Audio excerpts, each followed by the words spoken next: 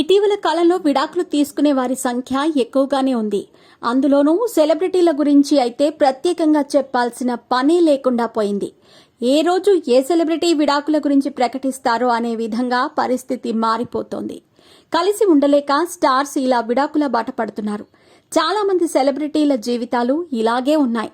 తమ లైఫ్ పార్ట్నర్తో రాజీ పడకపోవటం, అత్తింటి గొడవలు, పెళ్లి తర్వాత కూడా కెరీర్స్ కొనసాగించటం, పర్సనల్ లైఫ్ను మెయింటైన్ చేయటం మొదలగు కారణాలతో విడాకుల బాట పడుతున్నారు.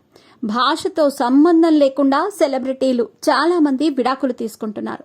సూపర్ స్టార్స్ సైతం తమ వైవాహిక జీవితానికి గుడ్ బై చెప్పి ఒంటరి జీవితాన్ని గడుపుతున్నారు.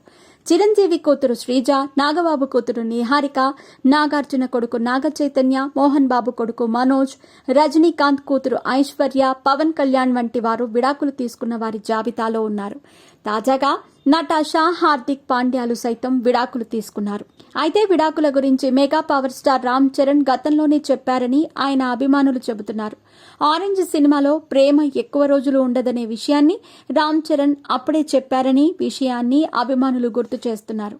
లవ్ కొంతకాలమే బాగుంటుందని చరణ్ ఎప్పుడో చెప్పాడని, ఈ సెలబ్రిటీల విడాకులు అందుకే జరుగుతున్నాయని ట్రెండ్ చేస్తున్నారు. లవ్ కొంతకాలం మాత్రమే బాగుంటుందని ఈ సినిమాలో చెప్పటం జరిగింది. బొమ్మరిల్లు భాస్కర్ దర్శకత్వం వహించిన ఈ సినిమాను మెగా బ్రదర్ నాగబాబు నిర్మించారు. భారీ అంచనాల మధ్య విడుదలైన ఈ సినిమా బాక్స్ ఆఫీస్ వద్ద అటర్ ఫ్లాప్ గా నిలిచింది.